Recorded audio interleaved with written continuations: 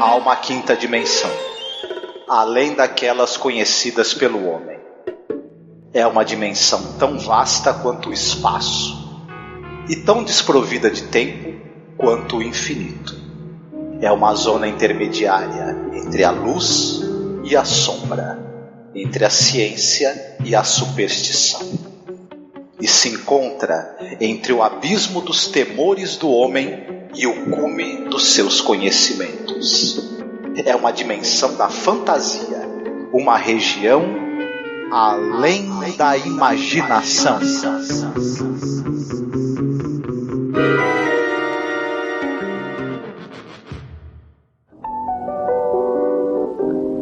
So thanks for the cheer. I hope you didn't mind my bending your ear.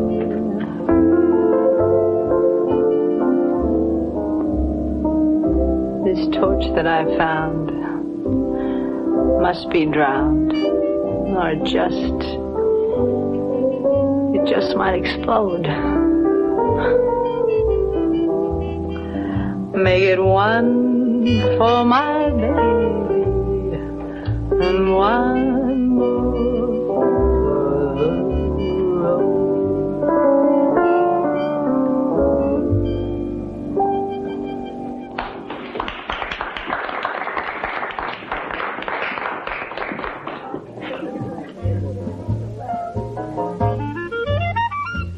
If you don't drink well, don't drink.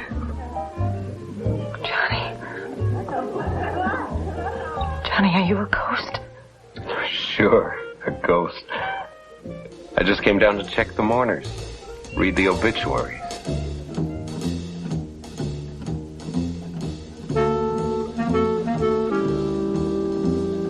Olá, ouvinte, seja bem-vindo à nossa Zona do Crepúsculo. Eu sou a Angélica. Eu sou o Marcos. E eu sou o Fábio, do canal de YouTube Terra Incógnita. Fábio, meu querido amigo, um escritor, uma pessoa super legal, com um trabalho muito relevante, com uma tremenda história, né? Dentro da ficção científica, né, Fábio? Você é sempre muito mencionado aqui, não sei se tu repara nisso. Eu reparo. Os podcasts que tu tá mencionado, tu não saiu ainda. Ah, que legal. Eu fico muito feliz. Eu acho que é o seguinte, eu acho que antes de ser escritor, eu sou leitor e eu sou espectador. Eu sempre, desde muito pequeno, consumi muita ficção científica em livro e em séries de TV e filmes. E acho que é por isso que fica tão legal bater papo, assim, né, num podcast. Porque a gente tá falando como fãs agora, né?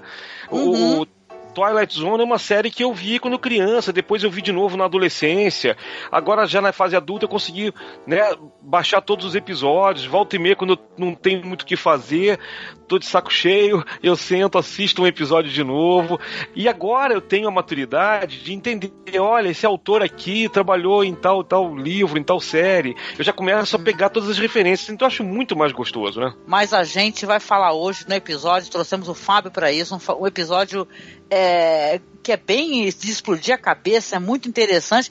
Fico imaginando a cara das pessoas, né, assistindo esse episódio lá nos anos 60, né? The Four of Us Are Dying. Isso, episódio que foi ao ar dia 1º de janeiro de 1960, e o diretor John Brennan, roteiro é do Rod Serling, baseado num conto do George Clayton Johnson, né, que inclusive você falou que queria comentar um pouco sobre o trabalho de George Clayton Johnson, né? Fica à vontade, Isso. Fábio. Tá, não, o George Clayton Johnson, ele morreu em 2015 com 86 anos de idade e inclusive a gente foi amigo de Facebook. O George Clayton Johnson já velhinho ali, mas muito simpático, muito gente boa. O cara foi meio que um pioneiro também do cinema e da televisão, de ficção científica e outros gêneros. Vocês sabem que ele é um dos coautores do filme Logan's Run. Sim.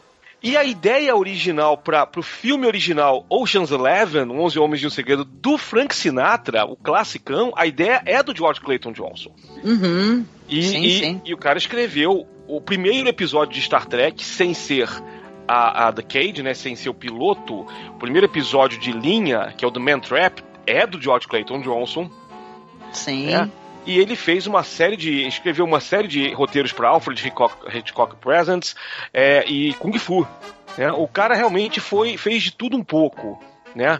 E Não, e ele era um cara assim, tipo, era um cara interessantíssimo, muito acessível pela internet, mas e você vê que é um cara que trabalha, é um cara que nunca publicou muita coisa, era um cara de roteiro mesmo, né?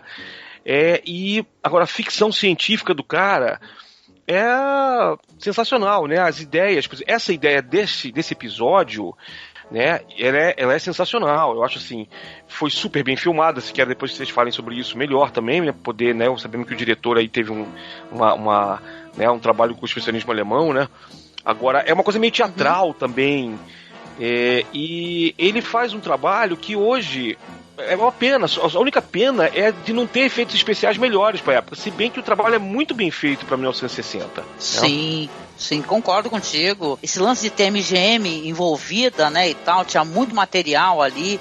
O episódio tem um lance maravilhoso dos neons, né, flutuantes, né, e esses ângulos assim. A gente tava falando aí, tu mencionou o John Brennan, né, e eu não conhecia muito a história desse diretor, pra falar a verdade, né, mas aí a gente veio saber que ele tem essa história por ser um diretor alemão, né, essa questão do expressionismo alemão. Então alguns ângulos, que são os ângulos tortos, né, que são coisas do expressionismo, você reconhece no episódio dele, inclusive em trabalhos anteriores dele, de acordo com alguns reviews que eu andei lendo, né. Então eu fiquei muito curiosa para conhecer o trabalho anterior do John Brennan, na verdade, porque o pessoal comenta que ele já coloca essas questões desses ângulos e tal, e toda essa influência em trabalhos anteriores. Então é muito interessante, né, como ele foi explorado ainda em Twilight Zone e teve uma certa liberdade também, né. E tem umas coisas curiosas, Fábio, que eu acho que era interessante a gente até mencionar, né.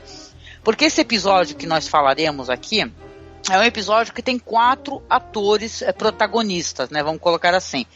O pessoal, primeiramente, ali de produção, pensou em fazer com maquiagem, né?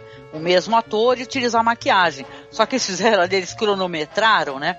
E verificaram que ia demorar muito tempo para ficar fazendo essa maquiagem no ator, ia demandar muito tempo. E aí eles lançaram, então, uma chamada de atores para poder, na verdade, pesar ali coisas que os atores teriam em si, de proximidade, assim, seja a cor dos olhos, cabelos, postura, altura. Então acabou trazendo esses 4 atores aí, né, e tal. Eles ganharam aí na seleção e tal. Então é muito interessante quando a gente vai ver, né, como é um episódio de, sei lá, gente, que é 25 minutos, se tiver, né, e tal. Trabalheira que foi poder fazer um episódio como esse, né. Tava até conversando contigo, né, Fábio, sobre isso daí, né? Foi muito interessante. Eles tinham intenção de usar maquiagem protética, inclusive. Inclusive em episódios posteriores da série, naquele que no episódio da Manequim, por exemplo, isso acabou sendo usado de outra maneira, mas como a Angélica mesmo falou, eles acabaram optando por escolher 4 atores e acabou dando muito certo. Eu acho que o que o Fábio falou também, você não tinha efeitos visuais na época, você teria que fazer com efeitos de maquiagem. Eles tiveram a melhor opção possível, que, usando atores, a transposição fica por conta da imaginação do espectador. Isso é sempre bom, você deixar um espaço para que a imaginação do espectador complete as lacunas da história. Para mim isso é muito bacana. No final, para mim isso é mais rico ainda, né? E você sabe de uma coisa? O que eu acho muito legal em Twilight Zone, que poucas séries depois fizeram, é que, talvez até pela influência do Playhouse 90, né, da série anterior do Rod Serling, tem um ar de teleteatro, né, de teatro filmado. Eles sabem fazer um filme, sabem fazer questão cinematográfica, mas o próprio cenário ali, que os cenários de fora são todos muito abstratos, né, desse episódio, e a ênfase é sempre na atuação, né, tem muito close, que é uma coisa que hoje em dia você vê que não tem mais tanto. E uns closes, umas relações, as pessoas, como os espaços são muito pequenos ali, os cenários, as pessoas encostam muito umas nas outras. Sempre tem ali uma tensão sexual que pode até ser, pode ser inconsciente, mas tem tensão sexual entre homens também ali, né? E que é uma coisa muito, muito pesada, muito forte. Eu acho que o Serling faz isso de propósito também para provocar as pessoas, né? Mas a coisa do teatro ali é importante porque tinha que ser ator bom, né? Tinha que ser ator bom, não podia ser ator ruim.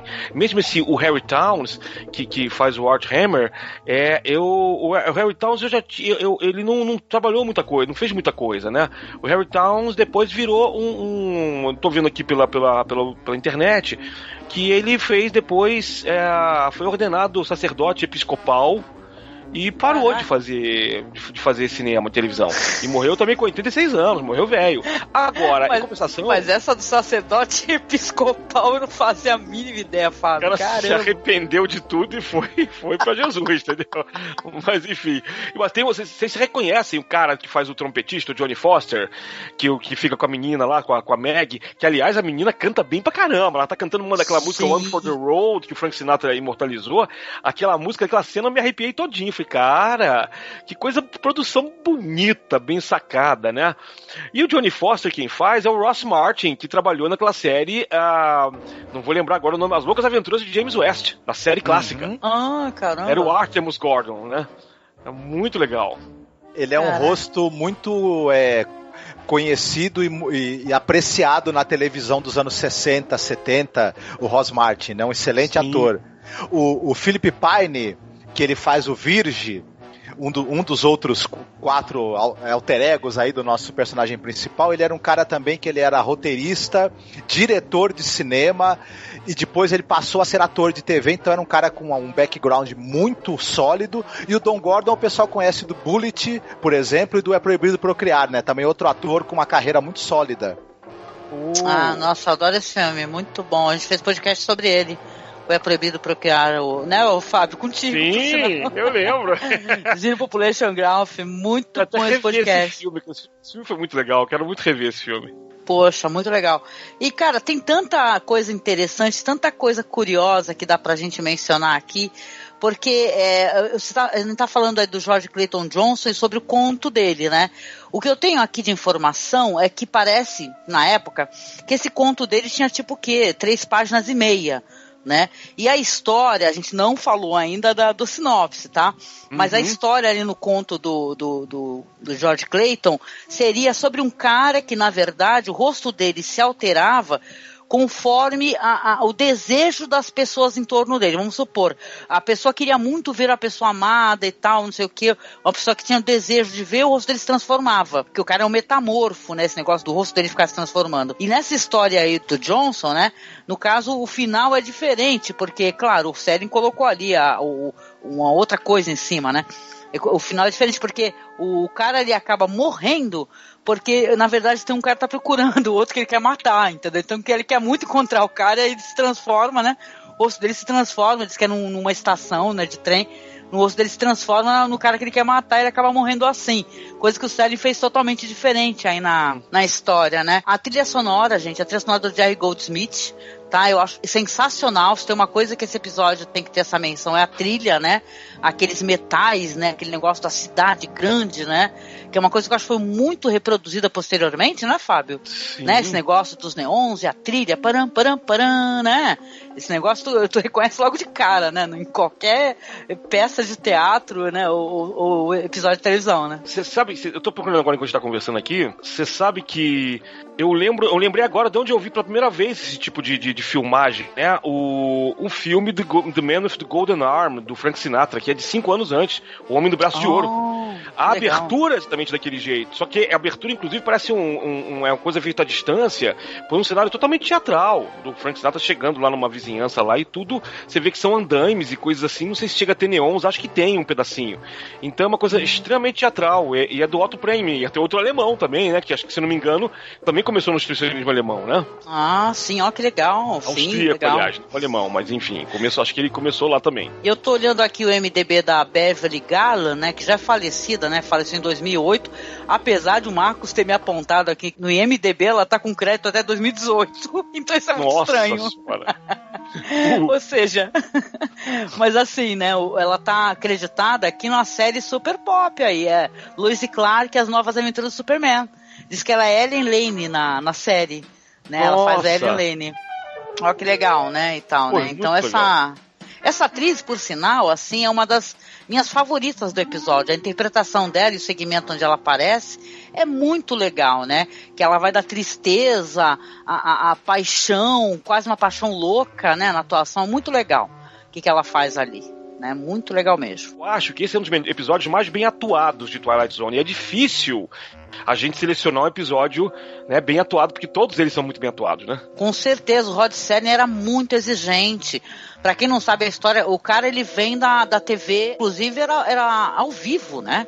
Não tinha esse negócio de você filmar pra depois editar, take 1, take 2, take 3, não. Ou seja, a pessoa tinha que ser muito boa no que fazia, né? Então ele é notoriamente exigente. Quem tiver a oportunidade, dá uma assistida naquele documentário. A gente publica lá na nossa página, viu? A gente tem uma página lá que é Além da Imaginação Podcast. A gente publicou pelo menos 2 documentários lá que tem a ver sobre o Serling, né? No documentário da Galeria do Terror, os atores falando do Serling é uma coisa... Parece o pessoal falando do Lars von Trier, entendeu? É meio por aí, sabe? Falando, porra, esse cara deixava todo mundo louco, entendeu? Era foda, sério, mas era um cara exigente, não é à toa que o trabalho dele ficou pra posteridade, né? É cultuadíssimo também, né? Eu tenho uma curiosidade, talvez, pra falar em relação à alteração que o Serling fez em cima do conto original, mas essa coisa que eu quero falar tem a ver com uma das recomendações que eu vou fazer no final. Então talvez eu deixe um pouquinho mais pro final, porque o Serling era um grande leitor e um grande interessado nesse universo ali da cultura literária, inclusive da cultura pulp também, né? E nos anos 30 você tinha um personagem que era o Vingador, que ele conseguia mudar o rosto dele, ele tinha uma face maleável e ele assumia outras identidades.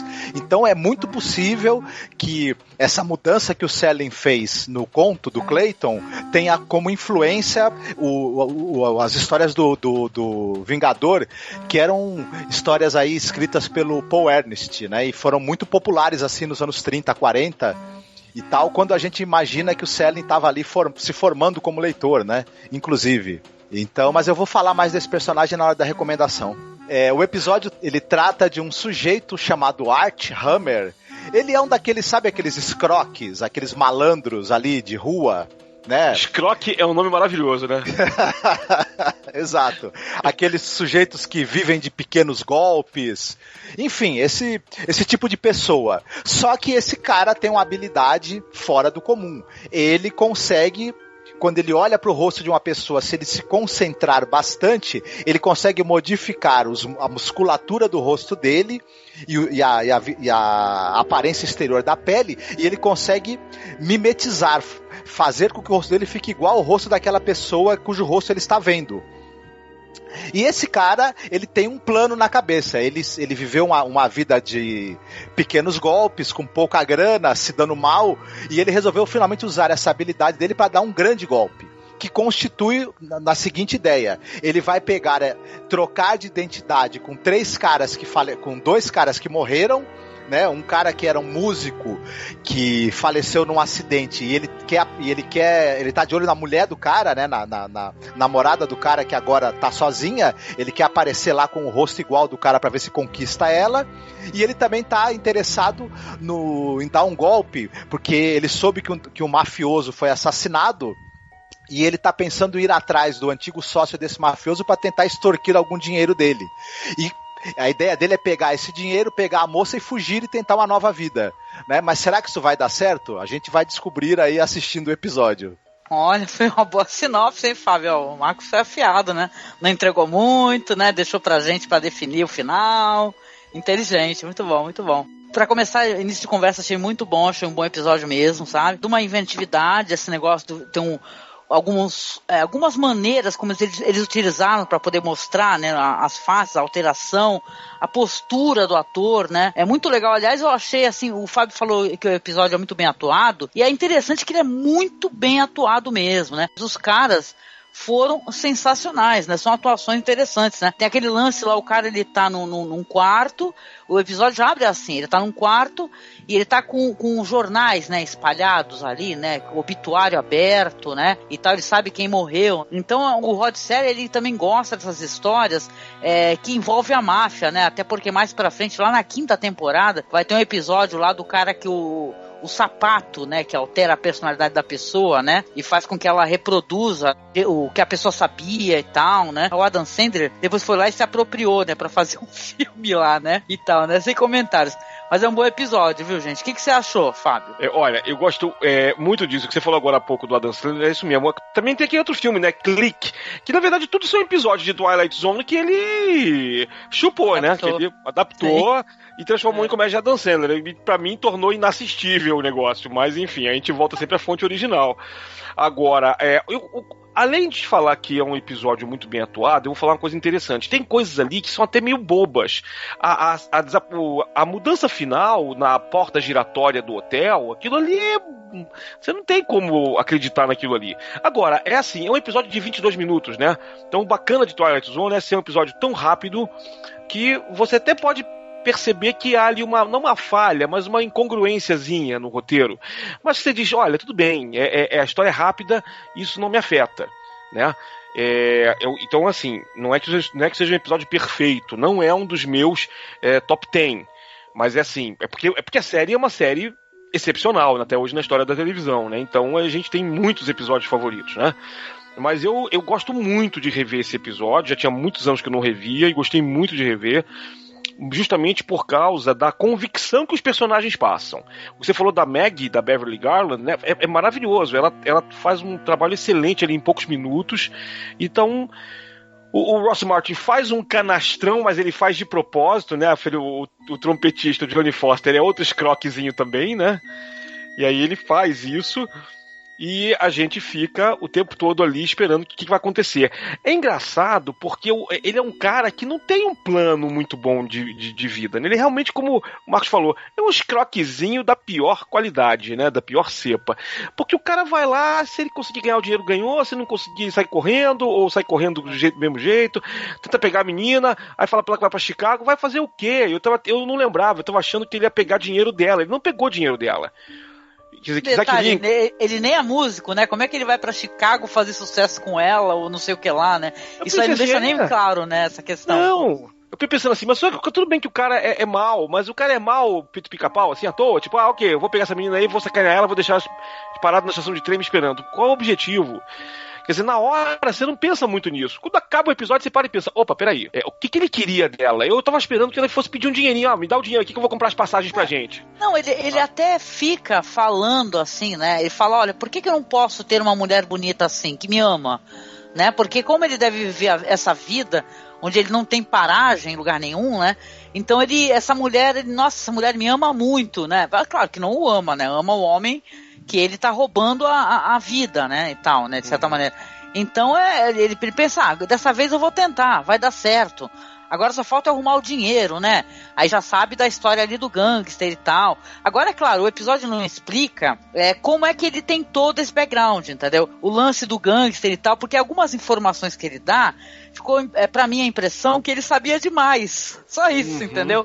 Como tratar aquele cara e tal. Como é que ele não sabia? Se ele chegasse lá no gangster, lá que deu vários tiros no corpo do cara que ele tá ali emulando, se na verdade o cara não é um cara super agressivo, perigoso e pior ainda do que ele, né? Não, ele imaginou que o cara fosse um cagão. Ou ele é um bom leitor, né, de personalidade, né? Ele é tipo que pega no ar e vai embora, né? Pra mim, a impressão que eu fiquei, Fábio, é que o episódio, ele poderia ter desenvolvido cada história de cada personagem individualmente, entendeu? E dariam boas histórias de Twilight Zone, sabe? Ali pra frente, ali cada personagem teria, assim, pra gente mais informações, seria interessante como espectador, assim, foi a sensação que eu tive. Podia ser um episódio de 1 hora, mas só vai ter isso mais pra frente nas temporadas, né? Então... Pois é. Daria inclusive uma minissérie. Hoje em dia daria uma minissérie de Netflix com 10, 12 episódios, né? Fazendo mais de 4 personagens, inclusive, né? Sim, com certeza. O Game of Thrones tá aí, hein? O Deus de muitas faces aí e tal, né? Olha lá. Eu fiquei falando pro Marcos que tem uma certa... Me lembrou de certa maneira, porque pra quem não sabe, você tá escutando podcast, aqui tá cheio de fã de Game of Thrones, né? Aí eu falei, o cara ali acabou encontrando ali o Deus de muitas faces, que é o estranho, né? Que venera a morte, né? Ele fica brincando com a morte o tempo todo e acabou encontrando o Deus dele, né? E tal. Olha a gente, viajando na maionese. Mas eu acho que é isso. Na verdade, quando a gente começa a pensar, aí você lembra de vários personagens, até os, sei lá, mais entre aspas, superficiais, como a vampira dos X-Men, né? Tinha, na verdade, existe um personagem chamado Mímico, que foi um dos primeiros X-Men dos anos 60, e ele morreu rapidamente, ele durou acho que só um arco de história, que era um X-Men que tinha a capacidade de pegar várias... imitar mesmo, virar outro X-Men. Acho que no final ele meio que surta e ele vira um múltiplo X-Men. Isso também você tem o Super Skrull também, né? Que tinha isso nos episódios do Quarteto Fantástico. Então, na verdade, você tem muito esse tipo de sacada de personagens que imitam o outro até o momento em que alguma coisa dá errado e eles entram em massa crítica, né? E aí acabam morrendo de algum jeito. Eu acho que esse episódio ele é uma mistura de... ele tem realmente algumas incongruências no roteiro que vocês citaram. Se a gente começa a pensar muito sobre eles, a gente começa a perceber que algumas coisas foram tanto quanto forçadas. Você tem uma série de coincidências aí que também são tanto quanto mas apesar disso, ele acaba funcionando. Ele é um daqueles roteiros que ele tem problemas nos detalhes, mas a estrutura dele funciona maravilhosamente bem. O que no episódio curto é o que é mais importante, eu acho, né? Inclusive, que a narrativa, a fluência dela dê certo, que a gente compre o conjunto da história e os detalhes depois a gente, né, até releva e tudo mais. Como vocês mesmos falaram, ele reúne atuação de excelente qualidade. Faltou citar uma pessoa que eu acho muito importante, que tem uma atuação, uma presença curta, mas impressionante, que é o Peter Brocco. E que faz o pai do boxeador, que no final, né? O personagem tem, para escapar de uma situação, ele acaba pegando o rosto de uma terceira pessoa, que aí não vai dar muito, não vai ser exatamente o que ele tá esperando, né? E esse personagem... Do boxeador, né, por sinal, isso, né? Porque a gente pode falar isso, com spoilers, entendeu? Ele pega o rosto do boxeador, na hora que ele tá fugindo lá do mafioso, né, que chega lá os outros gangsters, ele acaba vendo o cartaz, ele se concentra e foge, e aí ele é reconhecido por quem? Pelo pai, né? Que ele tá furioso, gente, porque o filho, ele desonrou uma moça, né, e tal, e fugiu, e tal, nunca mais apareceu, e a família entrou em desgraça por causa disso, né? Vai ser o final do episódio, né? Essa questão dele conhecer esse personagem que é o pai. E é uma atuação impressionante desse ator, do Peter Brocco. Que ele é um cara que ele tá no Spartacus, tá no Estranho no Ninho, enfim. E apesar de ser uma ponta pequena, a gente percebe a raiva dele, né? O ódio que ele sente desse filho é uma coisa muito impressionante. A gente vê um pai odiando o próprio filho, né? A ponto de querer até tirar a vida dele. Enfim, como uma maneira também de livrar o mundo dessa praga, né? Que é o filho dele que faz mal pra todo mundo que passa pelo caminho dele. Sim. E é um final muito interessante que esse episódio tem, e também muito sustentado pela atuação desse excelente ator, né? Uma pergunta, a gente traduziu o nome do episódio? Eu não sei, a gente não traduziu não, mas assim, aqui eu não lembro, de alguns desses episódios a gente até tinha uma tradução, né, clássica, mas eu não sei mais, assim, acho que eu, sei lá, podia botar Nós Quatro Estamos Morrendo, né? Acho que a tradução antiga era Os Quatro de Nós Estamos Morrendo, mas é estranhíssima essa tradução, né, esse trecho. Quatro de nós, como se tivesse uns... porque poderia ter mais, né? Acho que é isso que eles querem dizer, né?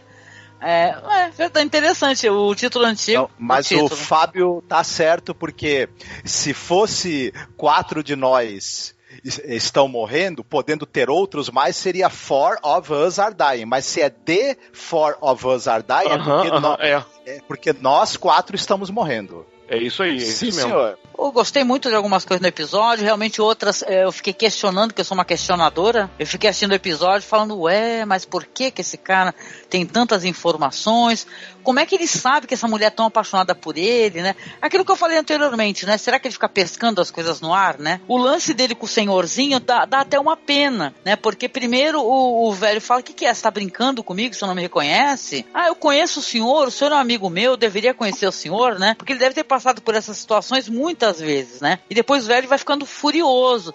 E é que nem o Marcos falou, essa atuação desse ator aí que faz o pai é muito bonita. Que apesar de curta, ele tem um momento dele que é maravilhoso, né, Fábio? Né? Que ele se joga no chão, né? O meu filho, né? E tal, né? Então é uma mistura de amor e ódio muito intensa, né? Que ele consegue passar.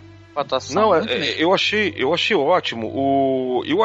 Acho legal essa parte, porque você vê que o cara é um malandro, mas ele é um malandro que nunca conseguiu sair daquele nível rasteiro, porque ele engana a pessoa que quer a fim de ser enganada. Quando ele passa na frente do cara e o cara reconhece o filho, ele perde o rebolado e ele não sabe muito bem como agir.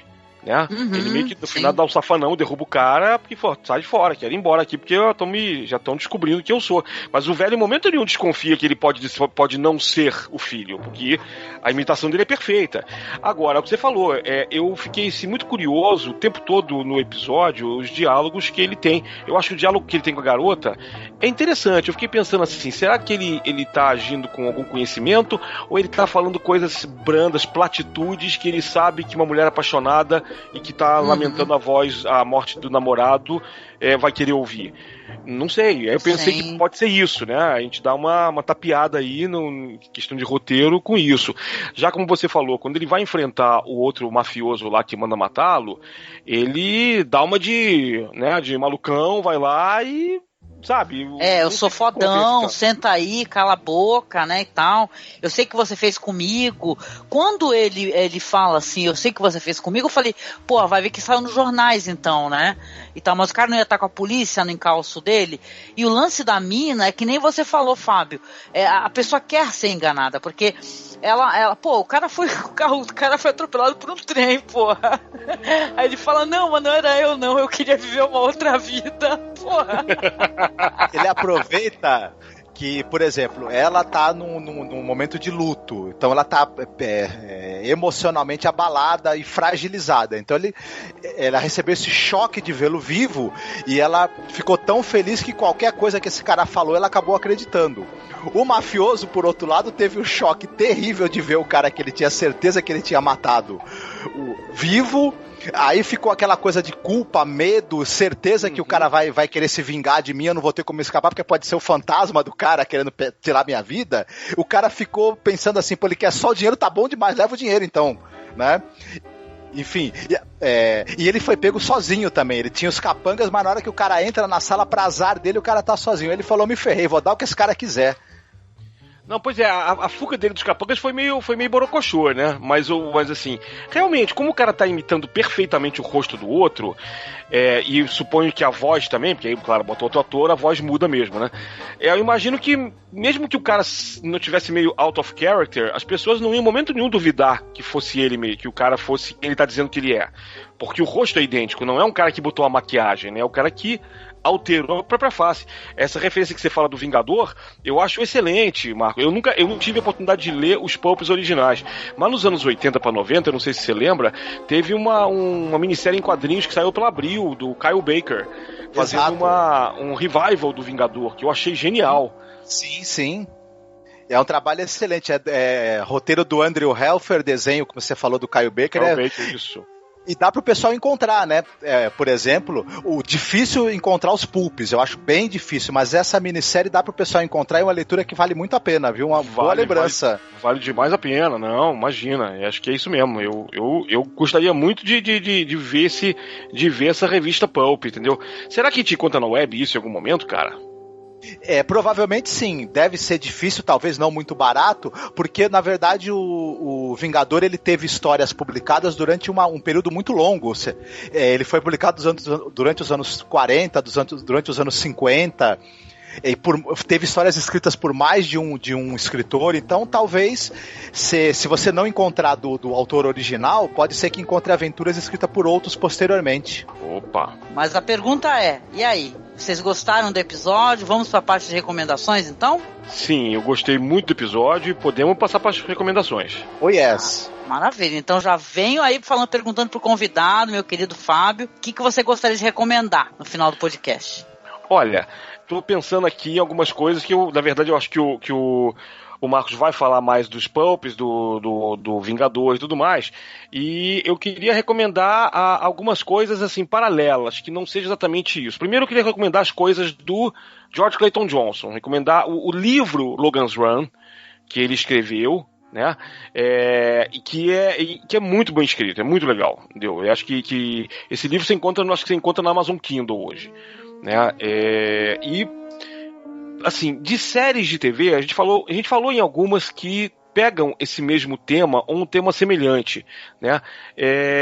Eu gostaria de recomendar um que eu vou sair um pouco pela tangente, tá? Que não é o mesmo tema, é um tema correlato, mas que eu acho muito bem atuado, que é a série Orphan Black, né? Que ela trata de clonagem, não é a mesma pessoa, é a mesma atriz que faz meia dúzia, ou às vezes chega a ser 8 personagens diferentes, né? Que faz de maneira excepcional. Acho que isso não é... Talvez eu esteja fugindo um pouco das regras, mas eu acho que a gente tem muita coisa para recomendar aqui, e essas coisas mais diretamente relacionadas, a gente está vendo que na história dos quadrinhos e da ficção científica, elas vão se desdobrando em várias coisas. E aí eu penso muito na questão da atuação, que a gente não dá muito valor à atuação hoje em dia nas séries de TV, e Orphan Black é uma série que me parece assim, uma exceção à regra nisso. Fábio, quando eu assisti o episódio dessa série Orphan Black, que pela primeira vez aparece as clones juntas numa sala, cada uma com uma personalidade muito diferente, uma postura, uma voz, todas feitas obviamente pela mesma atriz, eu fiquei totalmente de queixo caído, eu não acreditei naquilo. Então é uma recomendação muito interessante, e eu acho que quem ainda não viu essa série, quando chegar nesse episódio, vai ficar de boca aberta assim, não acreditando no que essa atriz é capaz de fazer. Pois é, e ela é uma atriz que ela não tá sendo muito valorizada, né? Eu não tô vendo ela fazer outras coisas, eu não sei se eu tô bobeando, mas eu tô achando que Tatiana Maslany, né, o nome dela, né? Não sei o que tá acontecendo com ela nesse momento, se tá fazendo alguma coisa, porque deu uma sumida depois da série, né? É verdade. Legal, Fábio, obrigada pela recomendação. Só pra constar, eu adoro Orphan Black. Opa. Já assisti, eu acho que não assisti todas as temporadas, né? Eu dei uma parada.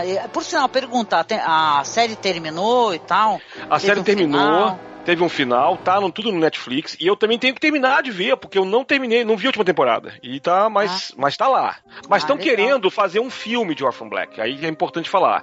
Ou seja, a série eu não vi o final, mas aparentemente termina em algum tipo de gancho, ou em aberto, de modo a se fazer mais adiante um filme, né? Não tem informação se ela foi cancelada, né? Que às vezes acontece isso, né? Não, aparentemente não. Eu acho que ela terminou mesmo, mas que de alguma maneira o pessoal deixou ali em aberto para poder... aberto.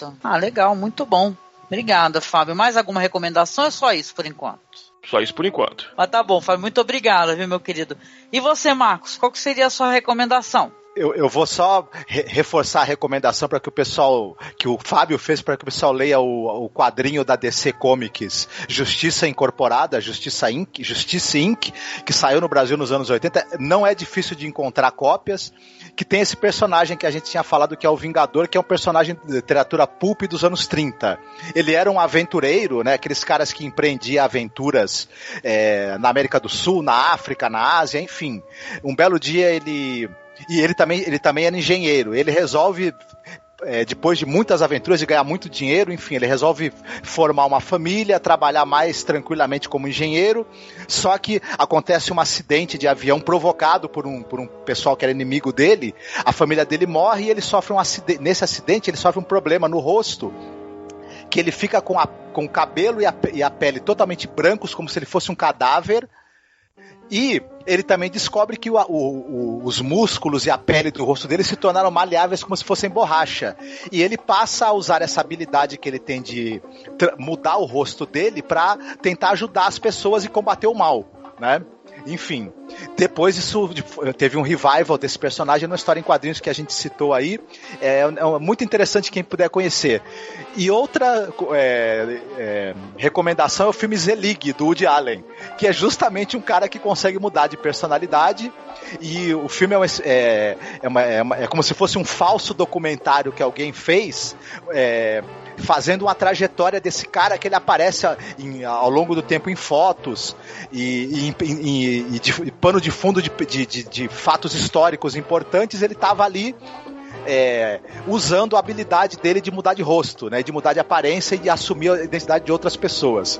Então é um filme engraçadíssimo, também muito interessante, né, na fase que o Woody Allen estava, né, no auge, eu acho, da criatividade dele. Vale muito a pena assistir. Seriam essas duas recomendações. Ah, legal, gente. A única coisa que eu consigo pensar, eu tenho certeza que quando eu for editar esse podcast eu vou me xingar por causa disso, porque eu não tô com nenhuma ideia assim mais glamourosa, né, e tal. Eu só consigo lembrar da série Gotham. Sabe aquela série Gotham? Que eu acho que ela nem terminou ainda, essa série. Tu já assistiu algum episódio, Fábio, essa série nova aí, Gotham? Eu falo o seguinte, eu vi a primeira temporada de Gotham, gostei muito, mas eu acabei não acompanhando, eu vi na época na Warner. Agora tá quase tudo no Netflix e eu pretendo começar a ver em breve, tô vendo outras séries primeiro na frente.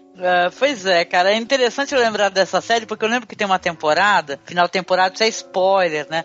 Mas o personagem lá do detetive, caramba, eu não lembro, ó, eu abandonei a série, viu, gente? Não é uma recomendação porque eu estou assistindo, detalhe, entendeu? Eu abandonei, eu fiz até eu tenho um podcast no blog, que é tipo assim, tipo sessão de descarrego, que a gente detonando as coisas, eu tô detonando Gotham, entendeu? Mas eu lembro que tem esse personagem aí do detetive, que é o Gordon, né? E no final de uma das temporadas, tem um personagem lá, um cara que ele toma lá uma vacina e a cara dele fica mudando, ele muda e fica com a cara do Gordon. Eu só consigo lembrar disso, eu não tô conseguindo lembrar de nada mais relevante nesse momento. Eu sei que tem um cara de barro, né? Mas eu não sei se é o cara de barro. Eu não lembro agora de um inimigo do Batman que consegue mudar de cara, mas possivelmente tem. Pois é. Mas olha só, gente, pra quem quiser se divertir, até porque eu acho que eu parei na, sei lá, terceira temporada, eu tenho que retornar, porque eu não sou pessoa de ficar abandonando as coisas, nunca mais voltando, mas eu lembro que tinha esse personagem aí que foi um tremendo plot twist no final de temporada, então não vou contar exatamente o que é exatamente que está acontecendo, mas quem tiver curiosidade ou conhecer, ou aparece aqui pra me xingar, porque eu tô sempre fazendo recomendações muito boas e do nada eu falo uma bobagem dessa daí, mas é muito divertida. Eu lembro que eu sempre gostei, tinha esse negócio da série Gotham, né, que foi isso que me atraiu, que tinha aquela cafonice, sabe, uns vilões, assim, engraçados, sabe? Então me lembrava muito a série antiga do Batman, né? Então eu até defendia esse negócio, esse lance de ter essa cafonice, essa galhofa. Às vezes a série estava até muito mais dando evidência aos vilões até do que os heróis, né, e tal, na série. E depois do nada, quando eles começaram a mostrar uns personagens femininos bem ruins, né, e tal, assim, sem sentido, mal escrito, aí eu falei, quer saber, vou dar um tempo dessa série que, né, já basta gravar um podcast reclamando da série. Mas olha só, é isso que eu me lembro assim, imediatamente. Não, eu ia falar que eu lembrei de outra recomendação. Oi, é um outro personagem de quadrinhos da DC que eu gosto, inclusive, bastante, que é o Alvo Humano, o Human Target.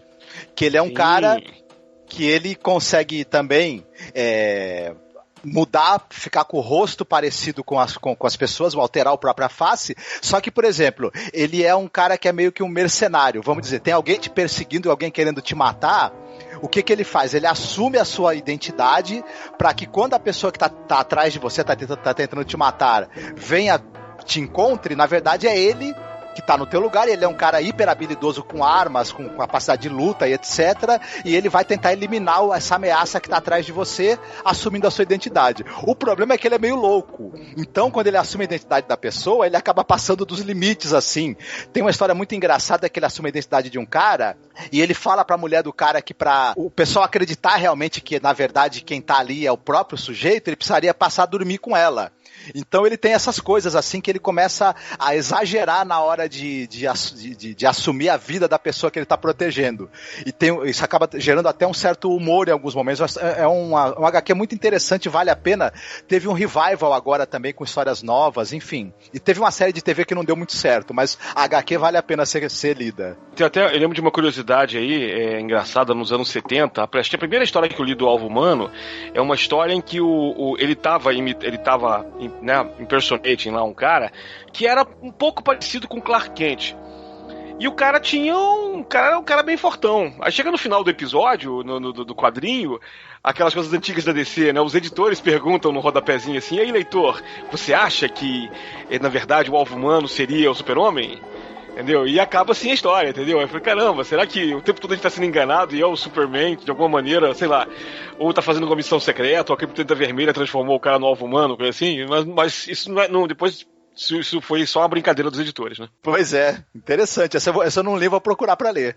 Deve ser interessante. Ah, muito bom, muito bom. E chegamos aqui então ao final, né, do nosso podcast. Eu quero agradecer ao meu amigo Fábio Fernandes, convidá-lo para ele falar um pouco do seu trabalho na internet, falar do seu maravilhoso canal Terra Incógnita. Aliás, o vídeo novo que você fez sobre essa série da Netflix, que é dos robôs, né? Como é que é? Love, Death and Robots. É isso, Love, Death and Robots. Ih, eu sou muito ruim com inglês. Uma porra, muito bom, cara, muito bom, porque você falou dos contos, né, e tal. Eu queria muito que tu divulgasse seu trabalho aqui, meu amigo. Tá legal. Olha, quero te agradecer mais uma vez pela possibilidade de poder divulgar o trabalho aqui. Na verdade, é o que eu te falei, né? Eu tenho vai fazer 3 anos o Terra Incógnita. Durante um tempo eu consegui gravar semanalmente, depois eu tive um hiato, agora eu voltei, finalmente, estou gravando quase que um por semana também. Que é isso, né? Eu tenho essa vontade de falar basicamente de literatura de ficção científica, mas dentro do Terra Incógnita eu sempre tive uma espécie de spin-off, que é o Quebrando a Primeira Diretriz, que é aquela brincadeira com Star Trek, né, do Prime Directive e tal. Então, em algum momento eu falo assim, bom, eu gosto de falar basicamente de literatura, mas de vez em quando eu gosto de falar de uma série de TV ou de um filme. E aí, eu tinha gravado anos atrás outros filmes e tal, e dei uma parada. Agora eu tô retornando porque Love, Death and Robots me pareceu uma coisa muito bacana. Quando eu descobri que metade dos episódios ou mais é adaptado de contos, eu falei, não posso deixar isso passar.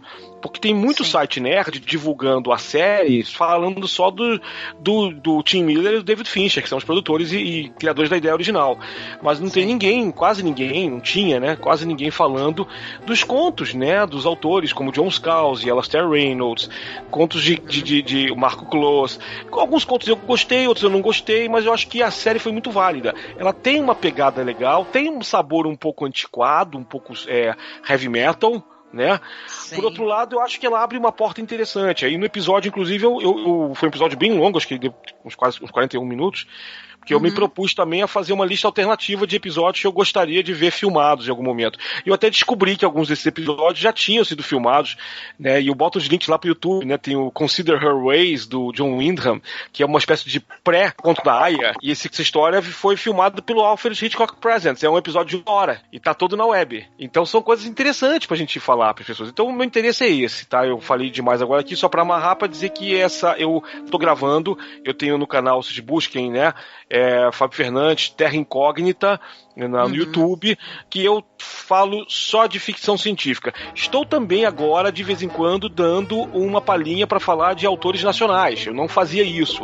Era uma regra de ouro que eu tinha e que eu resolvi quebrar, porque eu tô vendo agora que tá saindo muito livro bom de autor nacional. Eu não vou fazer resenha desses livros, eu vou fazer recomendações de vez em quando, né? Mas é interessante legal. Todo mundo ficar de olho no canal. Muito bom, muito bom. E eu quero que o pessoal vá lá te visitar também, né? Porque tá muito legal o vídeo, eu também assisti a série. É muito bom conhecer, né? Pra além, né? É muito fácil falar, você falou dos produtores e tal, e não tratar de quem escreveu, né? Os roteiros, as histórias, né? Série linda, gente, muito bonita, muito interessante. Eu ia perguntar pro Fábio o seguinte, se você não vai falar sobre o seu livro, que já tá na pré-venda, né? Ou já tá em venda já mesmo, já direto? Não, isso, tá em venda. Do dia 16 de março o livro foi lançado aqui em São Paulo. O livro livro se chama Back in the USSR. É uma brincadeira com Beatles. Na verdade, o livro eu não posso falar muito para não dar spoiler, porque o livro é meio doido também, né? Eu brinco chamando de um thriller surrealista. Ele é uma ficção científica, ele fala de uma terra alternativa, tipo Homem do Castelo Alto, só que você tem John Lennon, o Monstro de Frankenstein, Marcel Duchamp, Yoko Ono e grande elenco. Menos o Paul. Paul McCartney não tá no livro. O Ringo tá presente. O Paul McCartney não tá no livro, mas o Ringo tá e o George Harrison também. George Harrison dá porrada no livro. Uau! Legal. Acha porrada lá. Ah, muito bom. O link vai ficar aqui logo abaixo pro pessoal acessar e comprar, viu? Façam muito isso, obrigado, gente, legal, por favor. O Fábio, ele é um tradutor excelente, um excelente escritor, então quem ainda não leu algum material produzido por ele, certamente as pessoas que gostam de ficção já leram algum material traduzido pelo Fábio, não percam a chance de ler um livro escrito por ele também, porque ele tem um background aí dentro do universo da ficção científica considerável, né? Então, com certeza é algo que vale muito a pena ser conferido. Obrigada, Fábio, meu amigo. Um prazer ter você aqui, viu? Olha, espero que a gente continue produzindo podcast e continue tendo você aqui também volta e meia, que é muito bom falar contigo. Tá bom, muito obrigado. Eu agradeço a vocês mais uma vez o convite. É sempre um prazer. Adoro bater papo com vocês. Vocês são grandes amigos e também eu tenho que elogiar vocês. Vocês são pessoas que entendem muito do audiovisual, muito de cinema e de TV. E eu adoro conversar com vocês. A gente tem gostos parecidos, mas tem algumas coisas que de repente me faltam na minha cultura e cinematográfica. E eu tô sempre vendo os podcasts de vocês, tô sempre vendo os sites e as recomendações de vocês. Então, olha, pessoal, bom, vocês estão ouvindo aqui esse podcast, e é claro que vocês são fãs do trabalho da Angélica e do Marcos. Mas, por favor, ajudem a divulgar aí, porque tá cada vez melhor. Você vê que eles estão ficando loucos, estão produzindo cada vez mais e mais podcasts. Vamos nessa. Obrigada, Fábio. Muita gentileza sua, meu amigo. Quem dera a gente fosse realmente grandes entendidos. Nós somos apenas também espectadores e tal, e amantes do negócio, né? Então a gente fica muito feliz em fazer, em produzir, e mais feliz ainda por ter gente tão legal como você apreciando, viu? Obrigada. E chegando aqui ao final do podcast, eu pergunto pro meu parceiro, agradeço aqui a participação dele como sempre, o Marcos Noriega, e lhe pergunto qual seria a sua frase final do nosso podcast. E aí, nosso ouvinte, por acaso tiver a habilidade de transformar o seu rosto no rosto de outra pessoa, vê se não vá, por exemplo, fazer isso e transformar sua cara na cara do Trump, né? Procure uma cara bem melhor do que essa, quem né? Quem ia querer fazer isso? Que horror! Pô, vira o, sei lá, Leonardo DiCaprio, sei lá. A Elsa Soares, né? Porra, a Eva Green. A Eva Green, isso, umas rostos bem mais simpáticos e de pessoas bem melhores, né? Ai, gente, é isso, gente. Então a gente deixa aqui um beijo. Chegamos ao final da nossa zona do crepúsculo. Deixamos um abração pra você e até o próximo podcast, né, gente? Fiquem bem, se cuidem. Até o próximo. Grande abraço a todos.